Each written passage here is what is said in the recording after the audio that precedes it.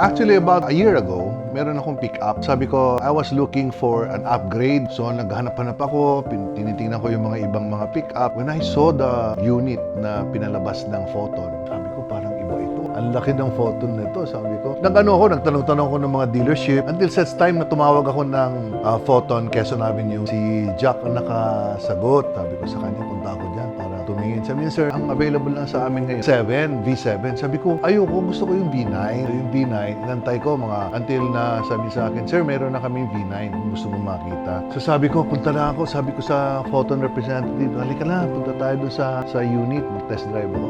Nung naka-test drive ako, sabi ko, kakaiba itong unit na to. Lahat ng makikita mo sa unit or lahat ng mararamdaman mo ay magaan. Magaan yung manabela, doors. Parang hindi pick-up eh. Kasi pick-up, matitigas, matagtag, mabibigat. Ito hindi. So, I really love the handling ng Photon.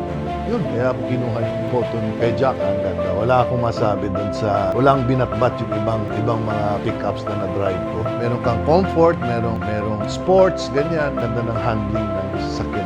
Very entirely different from other pickups that I was able to drive. Hindi ko nga feel na pick-up yung drive ko, ang dala ko eh. Basta hindi ko feel. Pag nasa loob ako, parang kotse. Kahit papuntang Baguio yung paakyat, walang kahirap-hirap.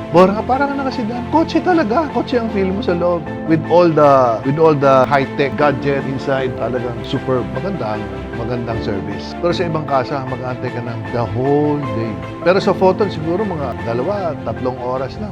Kaya mo nang kunin yung sasakyan. Ayun lang ang gusto ko doon. At saka makakausap mo yung mga technicians doon. O, di ba? Mga staff. Siyempre, magaling. Isa yung head si Amboy. Magaling kausap. Nice. I am proud of Photon, of course. I am Salvador C. Vilches and I'm proud of Photon.